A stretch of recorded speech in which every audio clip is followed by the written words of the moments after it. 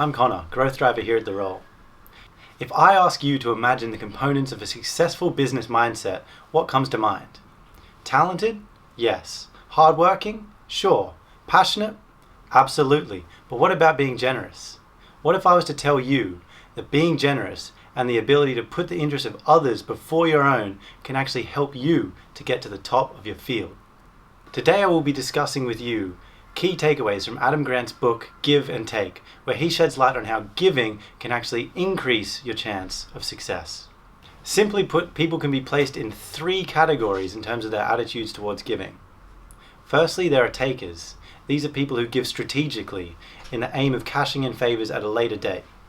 They can be manipulative and often ruthless in business.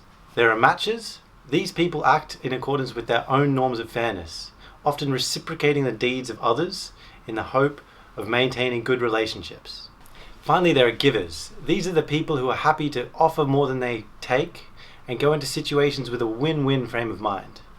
So which of these groups do you think would be the most successful then? Who's going to be at the top and who's going to be at the bottom of a corporate hierarchy? Surprisingly, the answer is givers. They came out both at the top and the bottom in numerous studies done across the world. So why is this the case? Well, firstly, most people in professional settings are matchers. This means when someone does them a favor, they're going to be willing to repay that favor in the future. Because of this, people who regularly offer up their time and expertise with no strings attached are able to build up a network of colleagues who respond to them when the need arises, be whether for a job referral, technical assistance, or even advice. It's important to know that being a giver doesn't actually require huge acts of sacrifice. It can be as simple as sharing credit on a project or introducing two people within your network. Over a long enough time frame, people are able to recognize when someone has the best interests of their group at heart. When takers succeed, people often want to tear them down a notch. However, when a giver succeeds, they have a network of people who are actively rooting for and supporting them. Because when a giver wins, the team wins. As venture capitalist Randy Cosmere says, it's easier to win when everyone wants you to win. If you don't go out there and make enemies, it's going to be easier to succeed. Alright, so if we see that giving is such a successful strategy, why is it that givers are at the bottom of corporate hierarchies as well? Giving to others requires time and energy. This means that givers are more predisposed to burnouts from saying yes to too many people on too many occasions. This is where the stereotypical doormat comes from, someone who can't say no and ends up flaking on their own responsibilities because they've said yes too many times to too many people. So how can you stop this happening to you? Well, Adam Grant has a few tips for spotting people's intentions before they're leaving you wishing I hadn't been so nice. Language is often the first sign. Takers tend to have an inward-orientated worldview. This means they use pronouns such as I and me a lot more than collective pronouns like us and we. Secondly, and more subtly, you can tell someone's intentions by how they treat the people who are above and below them. Takers will often perk up when their boss is around and take little interest in the lives of people who work with and below them.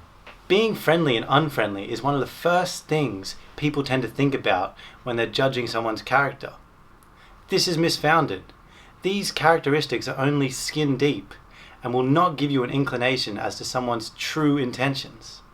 We see this exemplified with a charming salesman who has little interest in the quality of their product and is only interested in generating a big bonus. Some givers, on the other hand, can come across as grumpy and cold when really they have the best interest of the group at heart. As the old saying goes, you can't judge a book by its cover. Okay, so now that we know that giving can help you on your path to success, here are some actionable tips that you can apply in your life to become someone your colleagues admire and trust. Firstly, before interactions, go in and think about the perspective of the other person. Reflect on what value you can bring to them. This doesn't mean you have to bend over backwards to their will.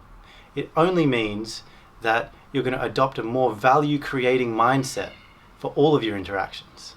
Always give credit where it's due. It's the easiest and cheapest way to give. Practice being kind.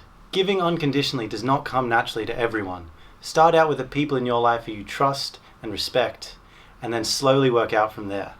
Over time, you'll be able to slowly reshape your mentality and become more of a giver. Finally, seek help from others more often. People will often be flattered to hear that you value their input. This can also start a cycle of giving and improve the culture within your team. Thank you.